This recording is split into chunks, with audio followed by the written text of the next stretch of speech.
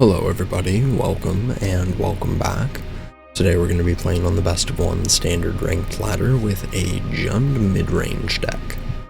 So this is another toolbox style deck, which is of course my favorite, but we're playing with some really cool tech this time, the Sword of Once and Future. So whenever equipped creature deals damage, you can Surveil 2, and you can cast an instant or sorcery spell. The keyword here is spell, with mana value 2 or less from the graveyard, and if it would be put into the graveyard, exile it instead. So we're going to try and pair that up with the Virtue of Persistence and the Mosswood Dread Knight. We also have the ability to pair it up with the Terrascenders, Edicts, Go for the Throats, and Torch the Towers, so we don't just have to focus on the adventures, but since the adventures, these guys, like the Dread Knight and the Virtue, it doesn't matter that they're creatures or enchantments as the card, since it just says instant or sorcery spell. The game, or the rules at least, can see the Dread Whispers as the spell. You can cast it, and then its own adventure rules overwrite the exile rule from the sword, so you can then cast your adventures from exile. The rest of this is just very good creatures and some other mid-rangey pieces like Bloodtithe Harvester, Graveyard Trespasser, Glissa, Shelly, and Nissa, plus a Cruelty of Gix package to help you tutor stuff. Definitely want to be grabbing the sword out of here since it's really fun to copy your adventure spells with it. Nissa, of course, is a one-of at the top because she's pretty crazy. She can make an army by herself, and she can take care of all of your opponent's enchantments, which is really nuts. All in all, this deck is super fun to play on the ladder, and it feels pretty competitive, so if you guys are excited to see this in action, make sure to drop a like, leave a comment, and make sure you're subscribed if you aren't already, as I'd really appreciate it. I upload to YouTube 5 days a week, so if you want to support me, just drop a subscription. With all that said, let's hop onto the ladder and see how this does. Alrighty, game 1. Hand is pretty good, let's keep it.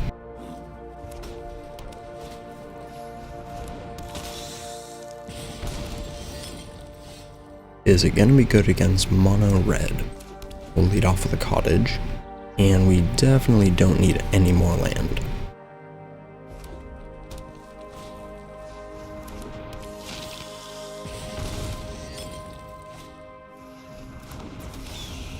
And they're starting out with double Epicure and a Phoenix Chick.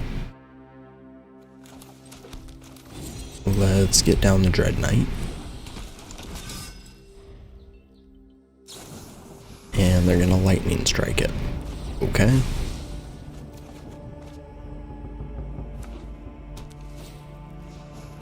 My goodness. Oops, all Epicure.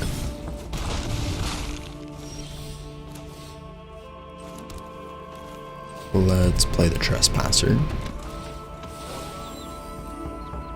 And we'll eat the Dread Knight.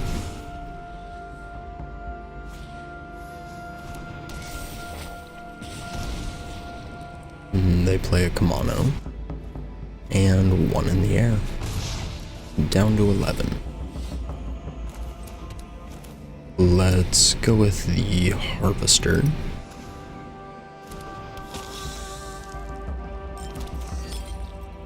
And we will pass.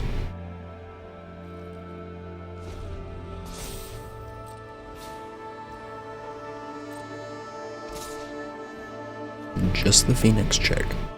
Okay. So we can bargain away the blood token, or we can use it to loot after we play Shelly. I think we just want to kill the Phoenix Chick. I don't think we really need to bargain it.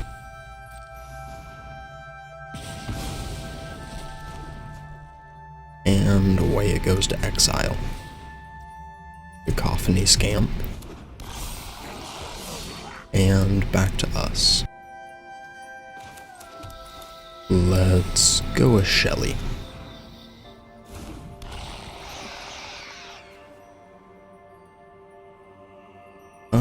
Do we want to just take out the Scamp with our Harvester? I think we do.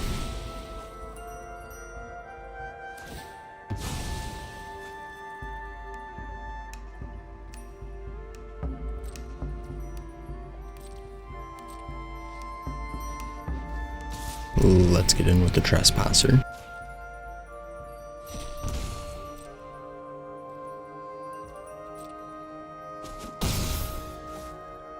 And we will pass.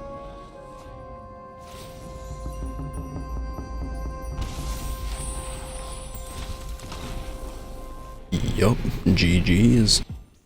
That was a pretty rough curve for mono red to deal with. Alrighty, next game. We got 3 lands that are entering tapped pretty much. We do have a Brotherhood's End to hopefully help us catch up if we can, you know, live to turn 4. Or turn 3, I mean. We'll keep it.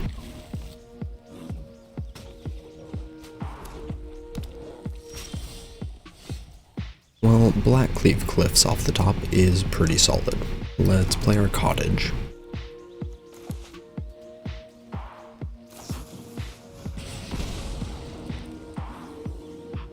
And we'll take the first play with fire.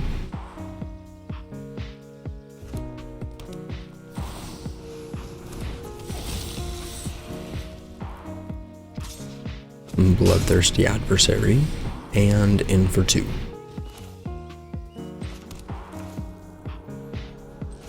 Let's play the Harvester.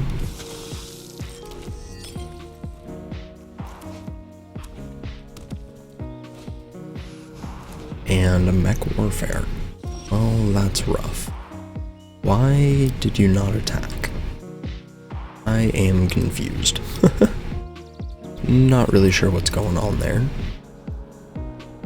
But we're... Now opponent not attacking there really threw me off. Do we use our Harvester to kill the adversary and hope they flood the board some more? I think we do. Let's pass, and we can cycle. And Reckless Impulse. Cool. Land and a Kamano.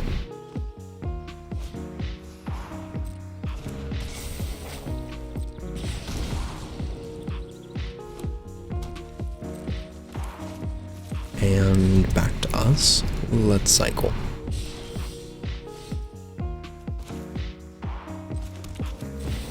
We'll go with Shelly.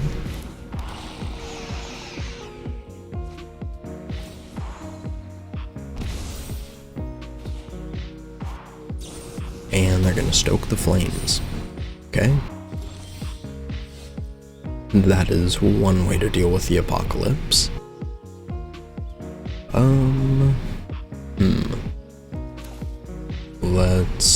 Let's see. So we can play a Dread Knight, and we can also cycle. I think that's probably best. Let's play our dude. And we will pass.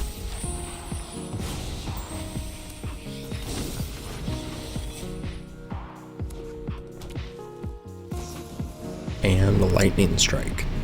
Okay. I mean, I'll take that. In for 2. Oh, 3. Let's cycle again.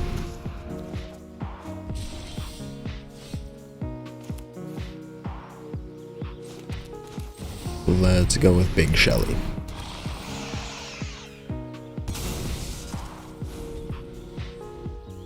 Do you have another Stoke the Flames? Nothing.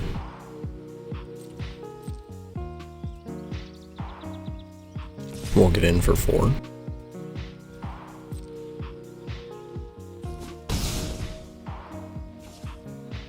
And I think we just play another Dread Knight. Play with fire to the dome. And down to 8. Then keep a card on top. Let's pass. And a Phoenix Chick.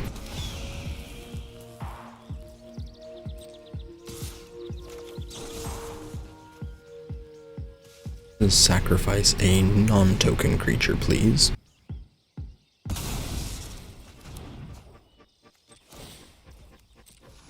Let's cycle.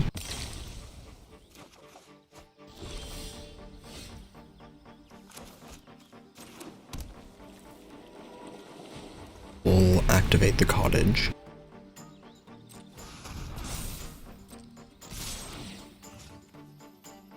And where'd their Phoenix chick go? There it is. We'll get rid of that. And put them to 3. Let's pass.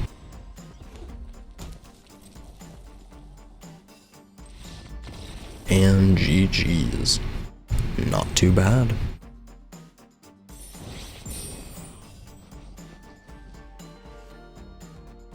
Alrighty, next game. This hand is okay. I think we'll try it out. Definitely a bit slow, but if we're going up against some sort of aggro pile, Brotherhood's End and the Shelly is going to be really good. Let's lead with a proving ground.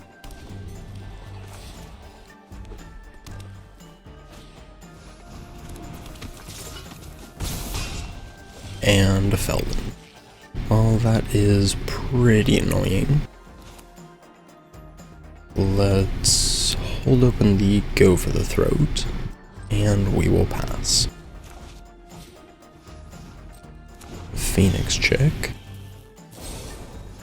And Monstrous Rage.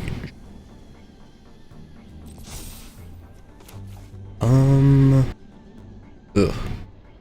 Not very nice. I think we take out the Feldon, or do we take out the Phoenix Chick here? Yeah, I think we just go for the Throat on the Phoenix Chick.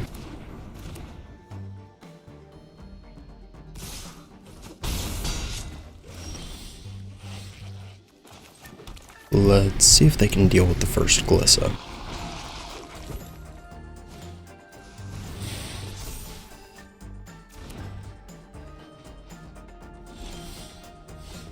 And double play with fire off of the Reckless Impulse. We'll take it.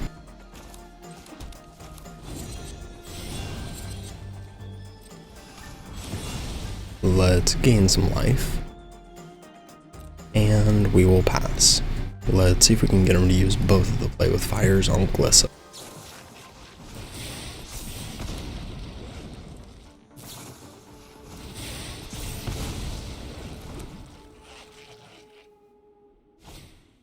And down she goes, and in with the Phoenix Chick. Let's play Shelly.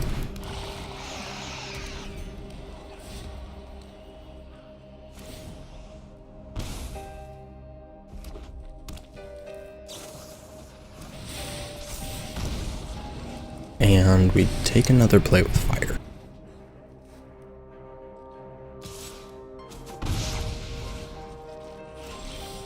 In with the Phoenix Chick. I kind of want to just go with the next Glissa here.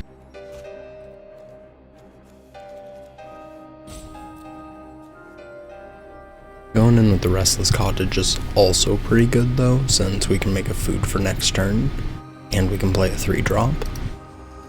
We can also get the Monstrous Rage out of the graveyard in case they draw a Voldaren Adversary, is that what it is? One that lets them replay stuff from the bin. Don't want to deal with that anymore.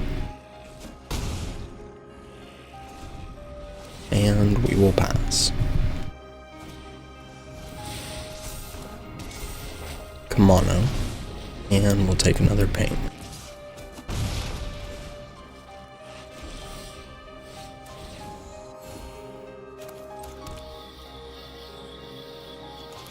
Let's go with Glissa.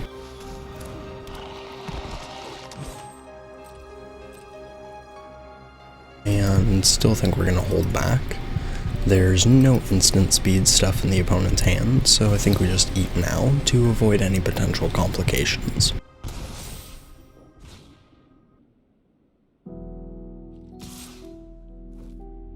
Another ping.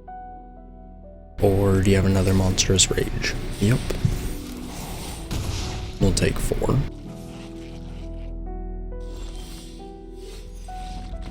And opponent concedes.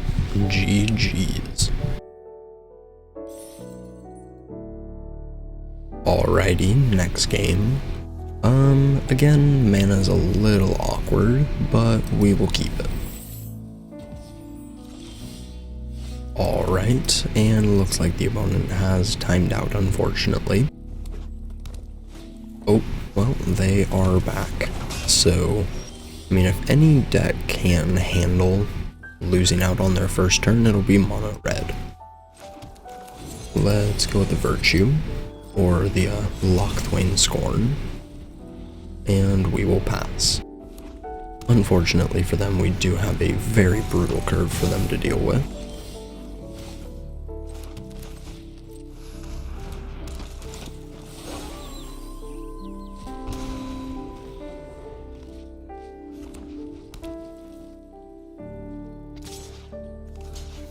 We'll block. And they play with fire. Cool. I was a little worried it would be a monstrous rage, because then it wouldn't really be a, 3-for-1. But they do get to look at the top 3, and they choose an etching, or a Kamano Faces Kakazan. And back to us. Let's play the tapped land and the Glissa. Next turn we can play our big Sheoldred.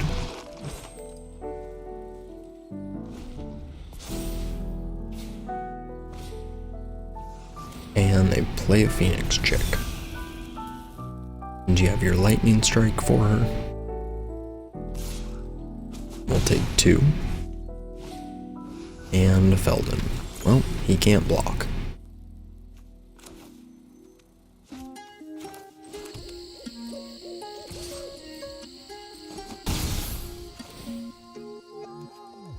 Let's blow up the Kamano. And we'll play a Shelly. Pretty clean way to answer both of these, since that has flying, and we don't really want to deal a ton of damage to Feldon. Yup, GG's.